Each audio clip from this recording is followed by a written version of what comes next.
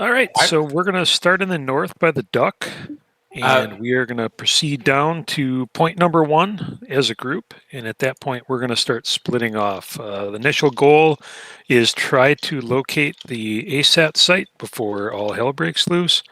And we're going to try to lean on Juliet with their cultural and language skills to make that happen. And while they're doing that, we're going to have, let's see, Romeo is going to go west along point number 2.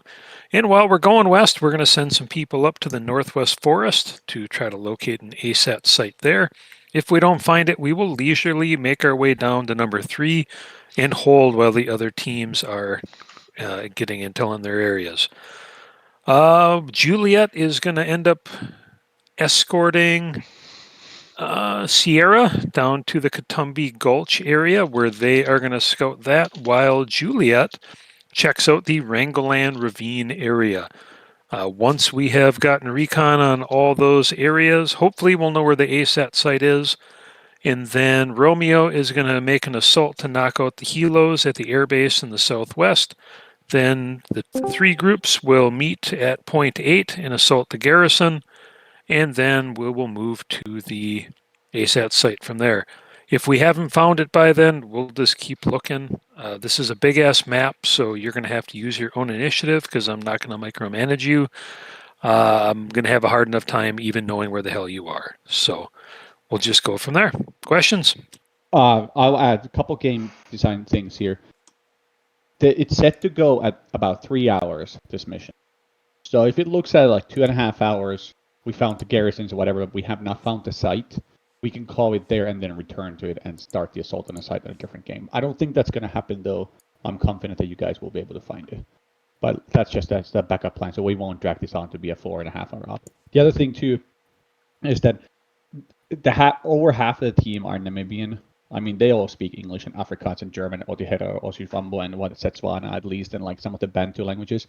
Like any Namibian operator will be able to talk with the civilians. So not just Juliet team. Oh, one other note, real quick. If you totally die, I have control over the respawn tickets, and I'll bring people back in groups.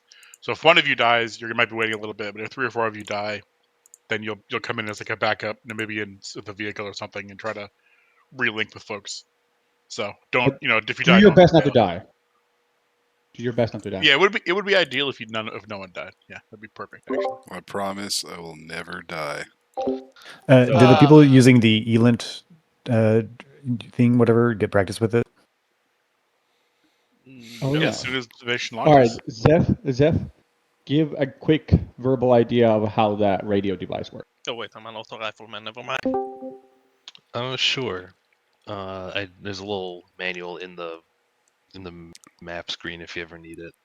But there are 2 different antennas tuned for different frequency ranges. One is, I believe, 30 to 80 megahertz. One is 120 to 250.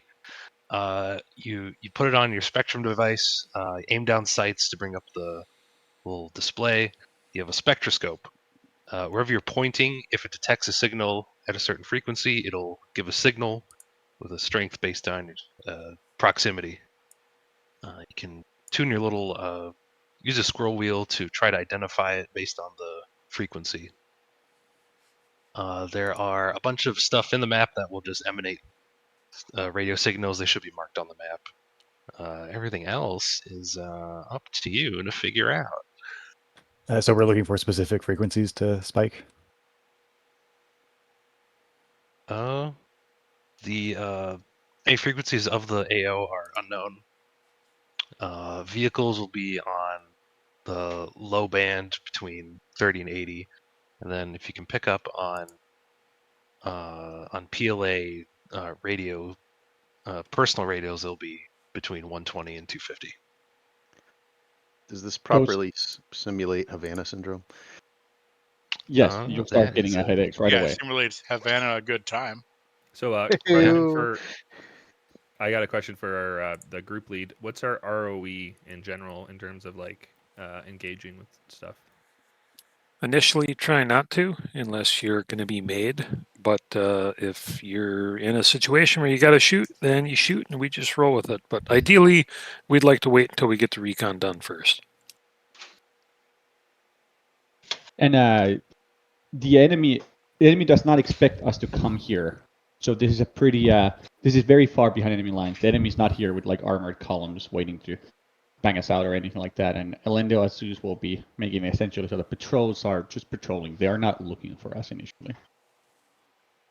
So I try to. I Yes. have questions. Which is the in-game voice chat used for command stuff? Command chat is used with caps lock. So use period and comma to switch between the channels, and then in the command chat you just hold caps lock to talk. And the only team leads who are on command chat will hear that.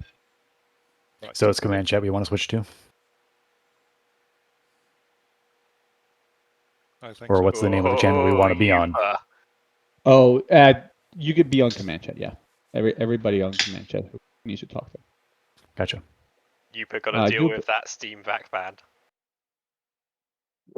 Uber was. Yeah, he's using hacks. Everybody click blue team and select your slot.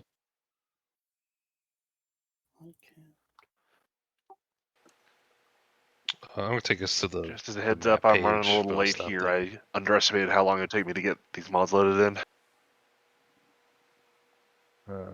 It says roles for civilians.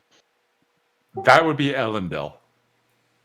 Click on blue Yeah, on the left, top click where it says blue That's 4. the game master. Sorry, top where says blue 4? Top left. Top left, it'll be like a blue square. It says blue 4. Where it says side. Yeah, okay, there it is. Sorry, there's a little underneath your Discord. Discord overlay was like completely blocking it. It's hiding Thanks. it, yeah. Appreciate it. All right. I'm just gonna push us to the map screen for a little bit so you can get a look at that. All right.